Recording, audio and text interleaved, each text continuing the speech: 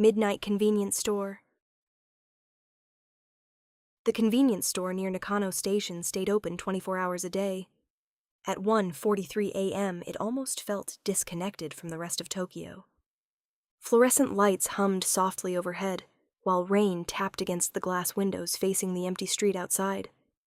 Half the shelves were untouched at that hour, and the only sound came from instant ramen cups rotating slowly beneath heated lamps. Kana visited almost every night after work, not because she needed anything, just because she hated going home immediately. The apartment felt smaller after midnight, quieter, too quiet.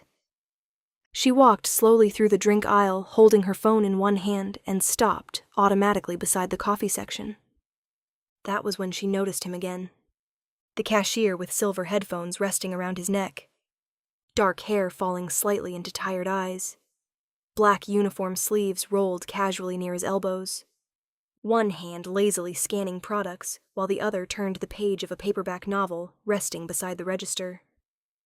Kana placed her coffee on the counter. "You're reading at work again." Without looking up, he answered calmly, "You're buying the same coffee again." She frowned slightly. "That's different." "It really isn't." He finally glanced up at her. A faint smile appeared on his face. Small, almost invisible, but enough to make her chest feel strangely warm. Kana looked away first. "You say that every night. And you still buy it every night." He handed her the receipt.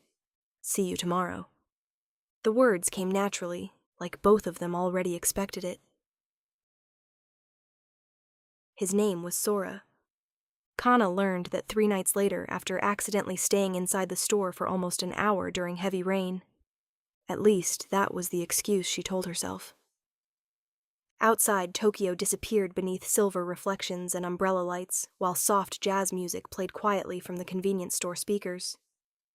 Sora leaned against the counter, organizing cigarette cartons, while Kana sat beside the window, eating instant ramen far too slowly. "You don't seem surprised I'm still here," she said. "You're here every night anyway." "That sounds judgmental." "It's observational." Kana narrowed her eyes at him. "You definitely think I'm weird." Sora shrugged lightly. "You buy strawberry gum, canned coffee, and instant ramen at 2 in the morning. Fair."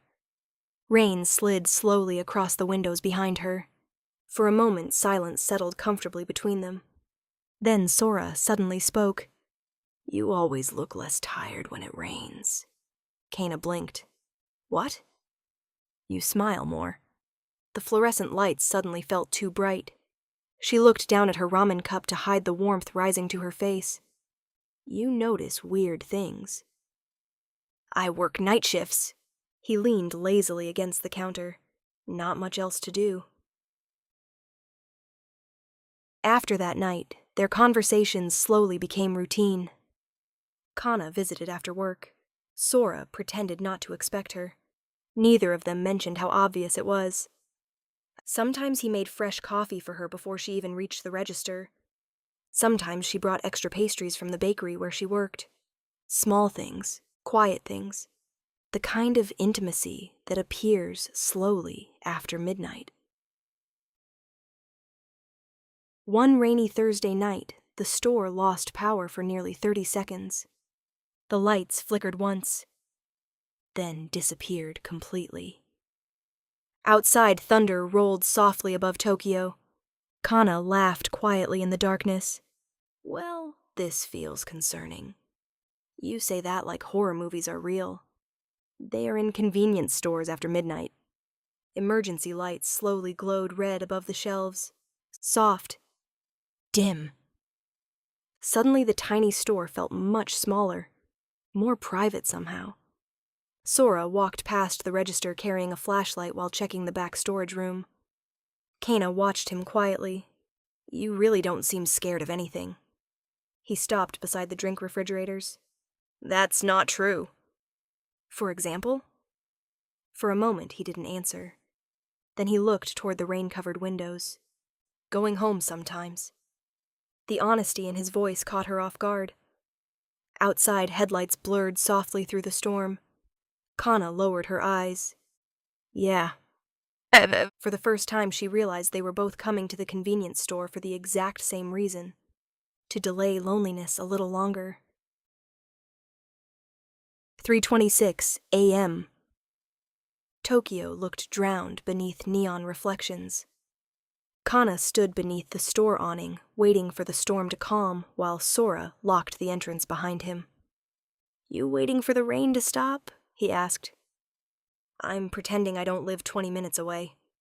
He smiled faintly. "That bad tonight?" Kana shoved her hands deeper into her coat pockets. "My apartment just feels empty lately." For a moment, neither moved. Rainwater dripped steadily beside them. Then Sora quietly held out his umbrella toward her. "You can borrow this." Kana blinked. "What about you?" "I live close." "You'll get soaked." "I work night shift at a convenience store." A tired smile crossed his face. "My life's already depressing enough." She laughed louder than expected. The sound echoed softly through the empty street. Then Sora looked at her carefully, and suddenly neither of them smiled anymore. The rain seemed quieter somehow, slower. Kana stepped a little closer beneath the awning without realizing it. "Sora." "If I give this back tomorrow," he looked at her silently, "will you still be here?" The question lingered softly between them. Then he stepped closer too. Close enough for her to feel warmth through the cold night air. "I think," he said quietly, "I've been waiting for you to ask that." Rain drifted around them beneath the pale convenience store lights. Then slowly, carefully, Sora reached up and brushed damp hair away from Kana's face. The gesture felt impossibly gentle, intimate in a way neither of them expected. Kana's heartbeat suddenly felt too loud.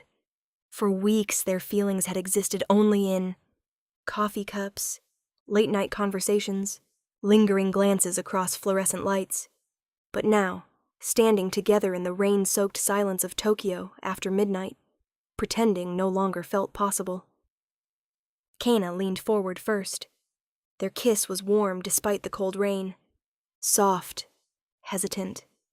Like two lonely people finally allowing themselves to stop feeling alone for a while. Above them, the convenience store sign continued glowing quietly through the storm.